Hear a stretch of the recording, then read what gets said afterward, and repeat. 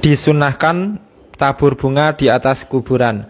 Hal ini dijelaskan dalam kitab Fathul Mu'in. Bismillahirrahmanirrahim. Yusannu wat'u jaridatin hadro'a alal qabri. Disunahkan meletakkan pelepah kurma yang masih hijau, yang masih segar atau belum kering di atas kuburan. Alasannya lil ittiba'i, karena mengikuti apa yang pernah dilakukan oleh Rasulullah SAW. Wali annahu yukhaffafu anhu bi barakati tasbihiha, dan karena hal tersebut bisa meringankan siksa mayit di dalam kuburan dengan berkah bacaan tasbihnya pelepah yang belum kering tersebut. Jadi setiap tanaman yang belum kering, yang masih basah, itu bacaan tasbihnya kuat sekali, sehingga barokah bacaan tasbih tanaman itu bisa meringankan siksa mayit di dalam kuburan. Wa kisabiha, dan dikiaskan, disamakan dalam hal ini adalah ma'i'tidamin tarhin nahwi raihan arutob, yaitu kebiasaan meletakkan semisal wewangian atau bunga-bunga wangi yang masih basah, yang belum kering. Jadi meletakkan bunga-bunga wangi yang belum kering, yang masih basah itu disunahkan karena dikiaskan dalam masalah yang pertama tadi.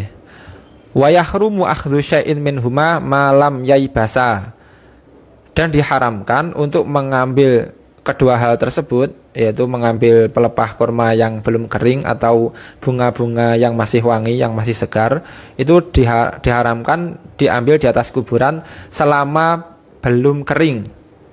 Itu diharamkan. Alasannya apa? Lima fi akhdhil ula min tafwiti hadhil mayyiti al-ma'tsuri anhu sallallahu alaihi wasallam.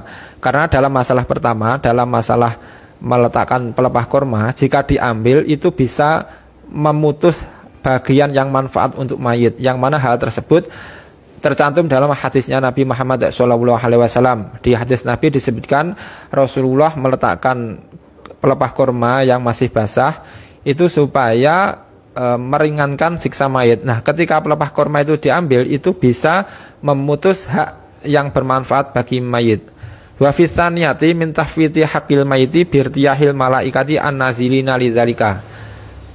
Dan dalam masalah yang kedua, dalam masalah mengambil bunga-bunga wangi yang belum kering, itu jika diambil itu bisa memutuskan hak mayit dengan sebab turunnya malaikat di situ.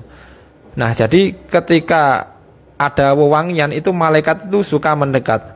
Ketika di atas kuburan diberi wewangian seperti bunga-bunga yang masih wangi, itu malaikat turun di situ dan hal itu bermanfaat bagi mayit. Ketika bunga tersebut diambil, maka Anda memutus hak mayit karena mayit tidak mendapatkan barokahnya malaikat, karena malaikat pergi dari situ karena bunganya Anda ambil. Demikian keterangan dalam kitab Fathul Mu'in. Wallahu a'lam bishawab.